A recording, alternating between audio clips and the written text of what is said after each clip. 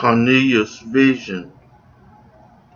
There was a certain man, Acts chapter 10, there was a certain man in Caesarea called Cornelius, a centurion of the band called the Italian band, a devout man, and one that feared God with all his house, which gave much alms to the people, and prayed to God always. He saw in a vision, evidently about the ninth hour of the day, an angel of God coming in to him, and saying unto him, Cornelius. And when he looked on him, he was afraid, and said, What is it, Lord? And he said unto him, Thy prayers and thine alms have come up for a memorial before God. And now send men to Joppa, and call for one Simon, whose surname is Peter. He lodged with one Simon a tanner, whose house is by the seaside. He shall tell thee what thou oughtest to do. And when the angel which spake unto Cornelius was departed, he called two of his household servants, and a devout soldier of them that waited on him continually. And when he had declared all these things unto them, he sent them to Joppa. Peter's vision. On the morrow, as they went on their journey and drew nigh unto the city, Peter went up upon the house to pray about the 6th hour. And he became very hungry, and would have eaten, but while they made ready, he fell into a trance, and saw heaven open, and a certain vessel descending unto him, as it had been a great sheet knit at the four corners, and let down to the earth, wherein were all manner of four-footed beasts of the earth, and wild beasts, and creeping things, and fowls of the air. And there came a voice to him, Rise, Peter, kill and eat. But Peter said, Not so, Lord, for I have never eaten anything that is common or unclean. And the voice spake unto him again the second time, What God hath cleansed, that call not thou common. This was done thrice, and the vessel was received up again into heaven. Peter's visit to Cornelius.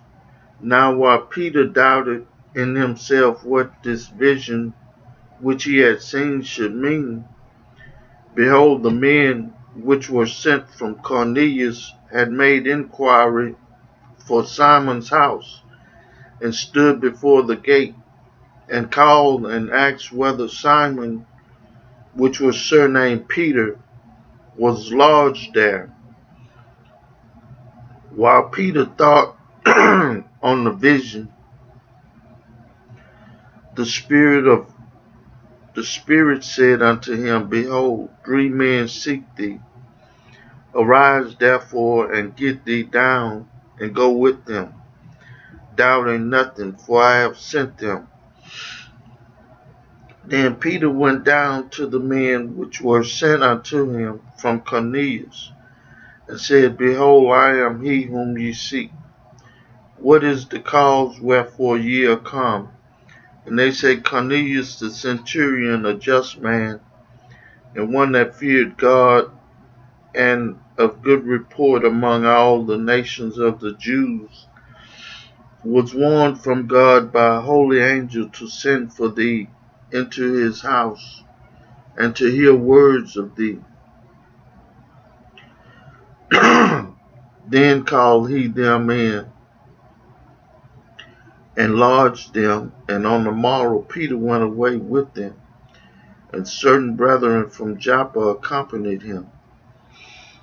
And the morrow after they entered into Caesarea, and Cornelius waited for them, and had called together his kinsmen and near friends.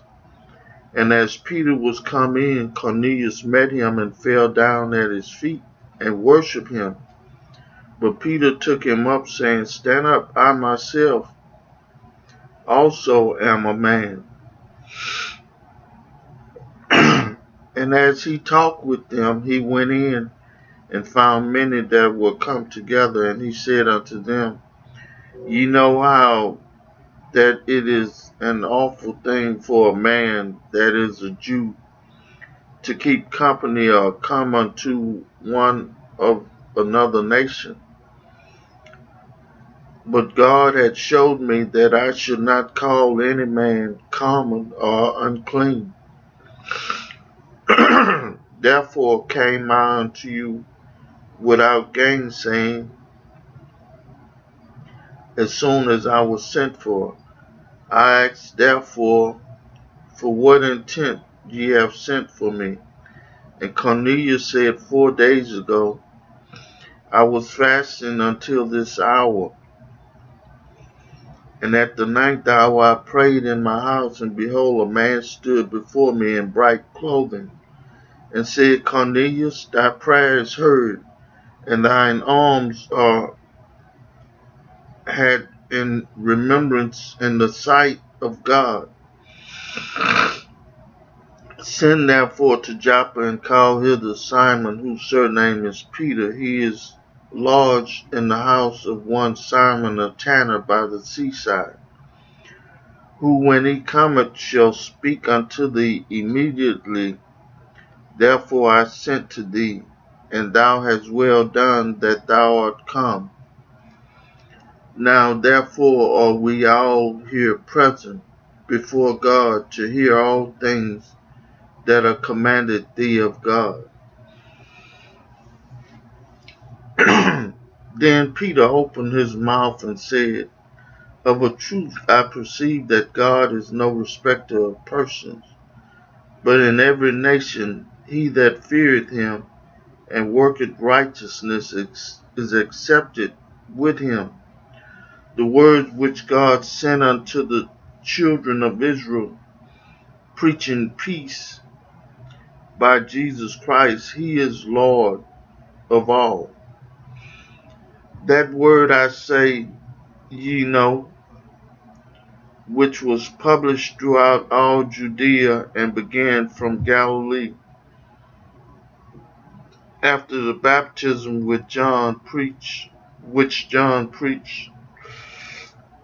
how God anointed Jesus of Nazareth with the Holy Ghost and with power, who went about doing good and healing all that were oppressed of the devil, for God was with him. And we are witnesses of all things which he did both in the land of the Jews and in Jerusalem, whom they slew and hanged on a tree. Him God raised up the 3rd day and showed him openly, not to all the people, but unto witnesses chosen before of God, even to us, who did eat and drink with him after he rose from the dead. And he commanded us to preach unto the people, and to testify that it is he which was ordained of God to be the judge of quick and dead. To him give all the prophets witness that through his name whosoever believe in him shall receive remission of sins. Gentiles receive the Holy Ghost. While Peter yet spake these words, the Holy Ghost fell on all of them which heard the word. And they of the circumcision which believed were astonished, as many as came with Peter, because that on the Gentiles also was poured out the gift of the Holy Ghost. For they heard them speak with tongues and magnify God. Then answered Peter, Can any man forbid water, that these should not be baptized, which have received the Holy Ghost as well as we? And he commanded them to be baptized in the name of the Lord. Then prayed they him to tarry certain days. I read for you the 10th chapter of the book of Acts. May God add a blessing to the hearers and the doers of his word.